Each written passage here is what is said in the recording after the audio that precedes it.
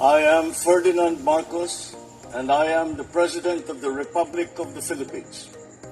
I stand today on behalf of 110 million Filipinos. Hi everyone! Hello universe! It's me again. Ayan, shoutout sa inyo mga beswa. Marcos Loyalist Supporters, Filipino NOFW, shoutout po. Ayan, sobrang ulan dito. Maghapon, mula kaninang umaga, no? Grabe, si Bagyong Krising. But anyway guys, today is July 19, 2025. Oh, nakikita nyo yun nasa screen natin. Agay, agay. Ito guys ito ay spaceship. Oh wow. Oh, alam nyo naman ako, talaga namang sa ang dami kong nare-research. Pero ito medyo kakaiba mga kababayan. Sa palagay nyo kaya there's a possible na ang bansang Pilipinas na magkakaroon ng satellite sa spaceship or sa kalawakan? Naks naman. Ay, nabubulol ako mga besa. But anyway, para kompleto detalyado, medyo talaga namang high-tech ito guys. Masashock ka ito pag ito ay nangyari. Anak ko po, talaga naman ang Pilipinas umaarangkada sa paglago sa kasikatan, lalo na pag ang Pangulo ay matalino, pang scientist ang utak. Ayan, ito po ang magiging resulta, no? Di ba? Ito guys, para kompleto detalyado, ayan babayan, ito po yung source natin, Filipino TV. Ay nako. Sabi niya dito, the multispectral unit for land assessment, which is ang MULA, is the Philippines' largest and most advanced homegrown satellite to date. Agay, agay. Designed for Earth observation and remote sensing. MULA is a significant milestone for Filipino space technology. It was co-developed by Filipino engineers in partnership with the Sorai Satellite Technology in the United Kingdom. Aba, talagang sisikap tayo dito at gaganda ang ekonomiya natin lalo. Di ba? At tayo ay dadayuhan ng mga banyaga. Nakaw, sasabihin nila ay the best ang Pilipinas. Why not hindi tayo bibisita? Mag-i-invest tayo doon. Maganda ang paglago ng ekonomiya. High-tech, the best. Wow, social. Alam po natin, ang mga Pilipino ay sadyang matalino po yan, no? At talaga namang malikhain, no? So dahil dito sa balita na ito, pag ito ay nagtanda totoo, ay ewan ko na lang. Ano na lang guys ang masasabi natin sa ating mga sarili, sa ating tayo mga Pilipino. O, 'di ba? Pang world class naks naman, 'di ba mga beswang? Tuloy. Sabi po dito guys ayan MULA is a significant milestone for Filipino space technology. It was co-developed by Filipino engineers in a partnership with the Sorai Satellite Technology in the United Kingdom. Aba? No, United Kingdom yan guys Aba, sosyalin. The satellite weighs about 130 kilograms and is equipped with a high resolution true colors camera capable of capturing image with 5-meter resolution across 9 spectral bands covering up of 120,000 square kilometers every 2 days. Goes.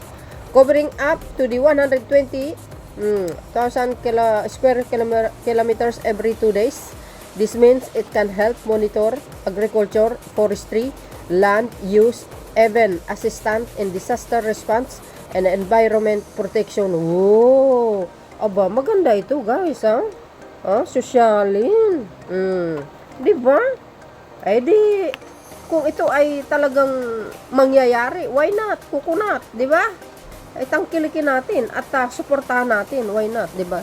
As long as ang Pangulo, ang Pangulo ng bansa, si PBBM ang namuno, sigurado to guys, mangyayari at mangyayari ito ano. Kaya kung ito ay kung ito ay talagang mangyayari na, aba mga bes, ano po ang masasabi natin sa ating kakayahan? Agay, beyond imaging mula. Also includes advanced future like automatic identification system. MGOS. Socialin. Which is ang EIS and automatic dependent surveillance. Pwede. Dyan po sa West Philippine Sea at dito din. Broadcast EDSB payloads allowing it to track ship and aircraft from space. Social, guys, high-tech. High-tech na tayo. Nasa kalawakan na tayo, mga beswa. It runs on solar power. MGOS. Carries a green propulsion system for orbital adjustments and disposal. And operates, ayan, sabi po dito, mga kababayan, and operates in a sun synchronous low Earth orbits circling the Earth about 10 times a day. Originally set for launch in 2023, Mula is now scheduled to ride aboard a SpaceX Falcon 9 rocket during the Transporter 16 mission between October 25 and March 2026. MGOS. Mayroon na pala mga bes. Correct me if I'm wrong. Oh my goodness. Anong anyari? Magugulat na lang tayo guys sa mga nangyayari ngayon. Parang kakaiba ng Pilipinas ngayon. Kahit pang world class Hindi na basta-basta. Sabi po dito originally set for launch in 2023, Mula is now scheduled to ride aboard. What? Kakaiba na ito. Itong nangyayari sa atin. Maganda naman ito. In fairness naman guys, kung ito ay talaga namang nakakatulong sa atin, sosyalin. 'Di ba? Maganda 'to, maganda. 'Di ba? Malaki maitutulong ito sa atin, mga kababayan. Sa tingin ko parang gumagana na yata ang yung ginto ni Pangulong Marcos Jr. Pinapairal na ngayon Yan ay kaisipan ko lamang, mga kababayan. Kayo naman Tuloy. Sabi dito, mga kababayan, more than just a scientific tool. MGOS. Ito kasi si Pangulong Marcos Jr. may pagka-scientist ang utak nito Mula is a symbol of Filipino talent and ambition in space technology. Yes. Sino ba naman hindi nangangarap ng ganito? Natural, lahat naman ng bansa ganyan, 'di ba? Pero ang Pilipino talaga, sadyang may angking talino pagdating sa spaceship, guys.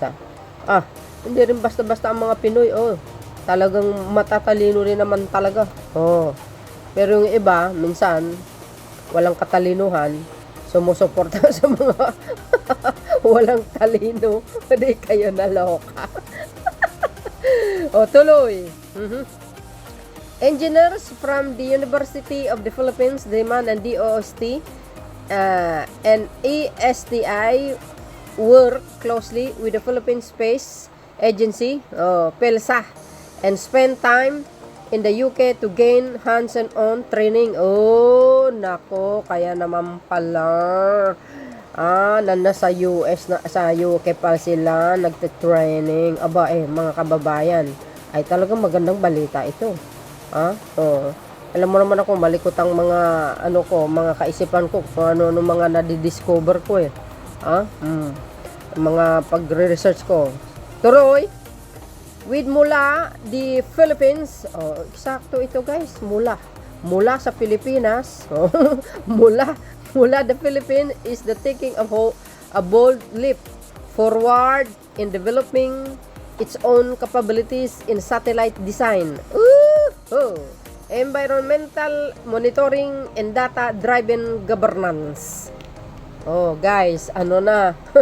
Ano guys, ang kapalagayan nyo?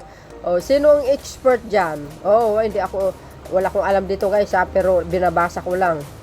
Siyempre may kunting nalalaman tayo dito, naintindihan po naman natin. Pero guys ha, in fairness naman, aba maganda ito. Makahanga naman ng talino ng ating mga kababayan. Aba, sikat na tayo pag ganito na mga bes. So, ayan o. Aba, may kamera pa. Sosyalin. Malakas ang ano nito guys. Ang deteksyon nito. Malalaman kung mayroong mga parating na mga magsasalakay sa atin. Wow. Sosyalin. Ay, grabe. Hindi ako makapaniwala nito ah. Nashock ako mga bes ha. Ayan na nakalagay oh. Philippines most powerful satellite to launch with SpaceX. Woo! Talaga naman oh. Matatalo natin si Elon Musk ito mga bes. Oh, ito tingnan yung mga nagko-komenta, babasahin ko sa inyo. EIS and EDS-B is useful in aviation. I hope we can make more than of those. No, ito pa. Launch with the SpaceX. No, it's gonna blow up. Sus naman, hindi pa nga na ano pinangunahan nyo nga nakaagad Depende naman yan Sus Mario Joseph. It's, ano yan? It's a spy satellite. Hoy, grabe naman. Hindi naman. Grabe naman to. Nakalagay na nga dun sa binabasa natin Sus Mario Joseph. Hindi naman tayo ugaling Chinese mahilig mag-spy. Here's hoping the rocket doesn't blow up on the takeoff. Oh, hindi naman siguro. Siyempre, dadaan po yan sa proseso, di ba, mga kababayan? Hindi naman basta-basta na ipapaliparin mo yan, na alam mo magkakaaberya. Natural, hindi. Kaya nga, ang pagsusuri ay masinsinan. Will it be the third satellite of the Philippines if it will launches into the space? Talaga naman, oo. Ang galing nito, mga beswa. Baka kung saan-saan makakarating itong mga to Baka makakarating ito ng ng Jupiter tsaka Venus at tsaka Uranus. Nako. Oh, para antindi mula in Kapampangan. A Kapampangan, a portion of land consists of fruit-bearing trees and bahay kubo. Ay, talaga ganun. Yan daw ibig sabihin sa Kapampangan. Mula sa pinanggalingan ay ikaw ay hinihirang bilang isang pinuno ng isang pulo dito sa bansang Pilipinas. Ayan, parang ganun ang dating Read the Bible, Creation 2, Psalms 19:1 speaks about the firmament dome covering the earth. Also nasa Docs 12:07 flat non-rotating earth be critical minded. Ay gay. Ay nako. Pag nagbasa kayo ng Biblia, alamin niyo mabuti kung ano ibig sabihin po guys hoping this, parang tayo nagkasala. Hoping this satellite will be deployed successfully.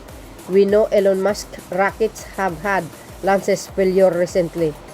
Well, guys, hindi naman po yan nga sinasabi natin, we are not perfect in everything, 'di ba? Pero pag ang isang bagay ay pinagtrabahoan mo at mausisa, no? At konkreto, na alam mo na hindi dapat magkaberya, sigurado po 'yan. Magiging success, no? So, hindi natin alam ang mga panahon na darating. Mayroong ganyan palpak, ganun. Oh, wow. Nako, ito na. There will be no problem in monitoring activities illegal of CCG ship and other Chinese vessel in yan sa West Philippines Sea, sa atin sa West Philippine Sea. Agay, nako. O, kailangan din natin naman talaga yan para to monitoring sa mga mahilig magkamkam ng isla ng Pilipinas. Ayan, puro lang hallucination ang nangyayari sa admin. Ano ba ang tiniran nyo? Ano bang ito mga DDS to? O, di ba? Ito po yung mga DDS. Imbis masaya, walang kasiyahan. Pag may nagawa ka, mali. Pag wala ka nagawa, mali. Pero pag ang puon nila magnanakaw at mamatay tao, pinupuri pa nila, no? Parang bangag ka, idol, Ang layo ng takbo ng utak mo. Ano ka? Balutang, Pinoy Engineer at UK Company ang binabanggit dyan sa project na yan. Pero utak mo nasa politikang walang kwenta. Puro kasi Duterte nasa mga utak ninyo. Tama. Nasuplak. Pati ba naman dito, ito guys, ang masaklap. Pati ba naman spaceship pinopolitika. Pati ba naman spaceship? Grabe, pati satellite natin pinopolitika ng pinopolitika ng mga DDS. Naloko na. Ay, DDS nga talaga, O, totoo yan. Iwas-iwasan ng inggit, oy. Maiinggit kayo talaga kay PBBM, ha? Biro mo yan. Pati ba naman na kahit ano, binapolitika nila. O, tapos sabi nila, ang administrasyon namumulita. Yun pala sila. Ang mga siraulo talaga. Ha? Utak ano to mga to guys, Utak bulinaw, Oh, tama. Natatawa ako dun sa reply. Ay, nako po. Ay, ito pa, Sabi, ayan na naman. Reklamo na naman. Parang kayo na tuloy ang may mga tama. Ayan, Parang kayo na tuloy ang may tama. Kahit para sa kaunlad ng Pilipinas, nilalait pa rin. Raise your hands na nung nga kayong mga DDS ka, kung DDS ka, taas mo yung kamay mo. DDS naman talaga yan, obvious. Ganyan sila Ayaw nila umasinso ang bansa. Gusto nila, itong mga DDS nito, gusto nila, pupugaran tayo ng mga tsekwa. Yan ang gusto nila Mga illegal na gamblol. Ganyan. Puro tong mga kontra. Wala na nga kayo ambag puro kayo paninira. Ito ito ba guys? Kampon, puro kayo upo na. Yung panahon ng puon mo, anong nangyari? Kaya walang pag-uunlad ng bansa dahil sa inyo na laging kumukontra, palibasa, mana sa puon nyo, puro puna paninira. Ayan, tuloy. Ayan ang problema Gumawa ka ng tama, mali. Pag wala kang ganawa, mali. Pero pag ang puon nila magnanakaw, mamatay tao, hindi mali, tama sa kanila. Ayan, ganyan sila kung gaano sila kabubo. Ito na naman guys. Gutom ka na naman dyan sa mental, kain ka na lang ng piatos or mergres. Pwede naman din dyan monggo or nene imbornal. Isang DDS na nagko-comment. Pinutakte. Ito. Ikaw, ano ang bag mo? Mambabatay ko, si Raulo ka ba? Dapat nga magpasalamat ka at may ganyan na project, utak talang ka. Diba? Totoo yun. Ewan ko. Sa mga dilis nga talaga. Yan. Tulad ng tinitira mo. Kaya ang asawa mo ang sakit ng ulo. Hindi ko talaga maiwasan nung tumawa. Naloka ako sa mga kababayan natin. Isagani, sabi di tulad ng tinitira mo. Kaya ang asawa mo, ang sakit na ng ulo sa iyo. Daming